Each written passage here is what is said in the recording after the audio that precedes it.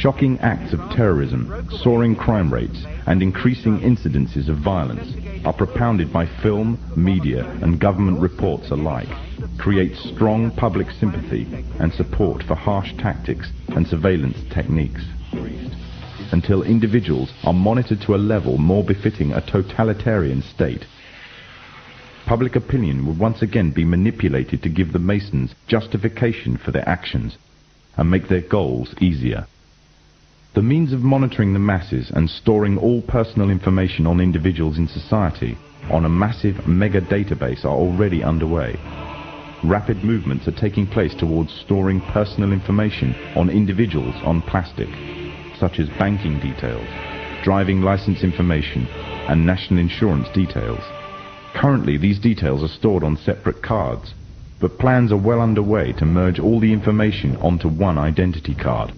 The consequence would be complete monitoring of all purchases and transactions and personal details of an individual at the touch of a button.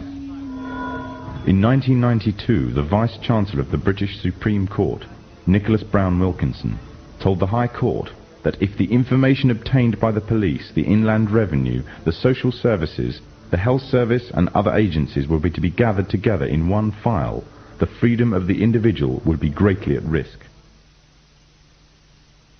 The Freemasons, through the governments controlled by them, already have access to a vast array of information about you.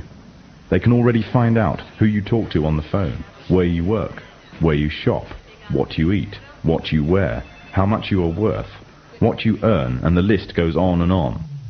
One identity card would allow even closer monitoring and enable a complete psychological profile to be compiled on every individual in society. Information which would make it very easy to predict, control, and manipulate actions. However, there is a gap that the Masons need to fill in. By using hard currency, an individual can evade detection and vital information is lost since hard currency transactions are untraceable. As a result, moves are being made to replace hard currency with a system that relies totally on electronic funds transfer. In other words, a system that relies totally on cards. Trails in Swindon have heralded the first signs of a move towards the introduction of smart cards and electronic money on a national scale in the UK. The Mondex scheme is pioneered by NatWest and Midland Banks and British Telecom. Inside a smart card is a microchip which calculates every single transaction, not only financial transactions, but records every single thing for which it is used. It can serve as a credit card, a building society passbook, library card, travel card, phone card, and quite possibly an identity card. Although an identity card would reveal much detail, it would not be able to locate any one person precisely at any given instant time. This would require some sort of tracking device that could be put on and detected wherever that person may be on the globe. The tracking device would be an all-purpose microchipped identification device or an electronic implant placed under the skin. These implants could then send off a signal which could then be picked up by satellite in low Earth orbit, locating and identifying the subject. Although this may sound like the works of fiction, it is, however, already well on its way to becoming reality. There are already approximately 48 global positioning satellites in orbit that are in use by the United States and her allies. These satellites can act upon incoming signals and pass down accurate information to the source of the signal about its location. At present, the source of the signals are devices that are attached to tanks, battleships, aircraft, or handheld instruments for accurate navigation purposes. The next step would be to introduce the device that creates the source signal on every individual. Currently, one form of device that has been created specifically as a signal source for the satellites is the electronic tag. Already a scheme using such tags on individuals is in operation in the UK. The justification used is that it is necessary to curb the growth in the population of the already overflowing prisons. The tag fits securely around the offender's wrists and can be monitored to see if the offenders are violating curfew regulations. Pilot tagging schemes are already in operation in Greater Manchester, Berkshire and Norfolk, with plans for expansion in other countries in the coming year. The Freemasons' plan for complete global control by one governmental body means that they must pave the way for complete global economic union, complete global legislatory and political union, and complete global military union. On March the 25th, 1957, with the creation of the European Economic Community, the first significant steps in the creation of this global government were taken. Since then, the EEC has become a testing ground for the New World Order. With the basic tenets of freedom of movement between member states already established, goods and people can move relatively freely within this one superstate. The plans are already underway for the establishment of complete monetary union, and the powers of the governmental body of Europe are growing every day, paving the way for complete political and legislatory union. All this will mean that eventually, in the superstate of the European Economic Community, there will be one currency, one economy, and one government. And the government would most certainly be a Masonic government. The three most important players of the European community are Britain, France, and Germany. Britain and France have long been Masonically controlled nations.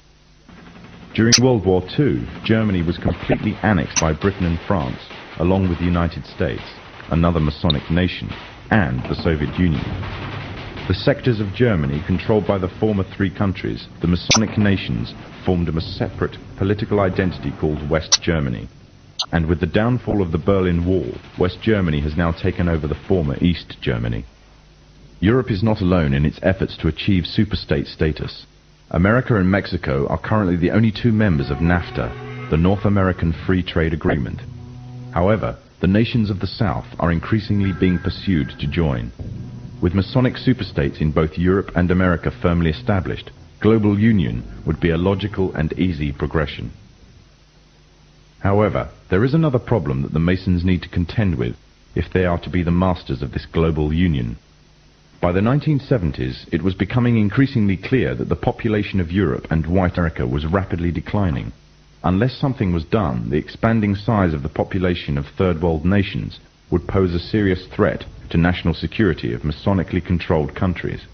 Western consumer power and productivity would reduce, and as a result, they would be completely dependent on that of the third world population.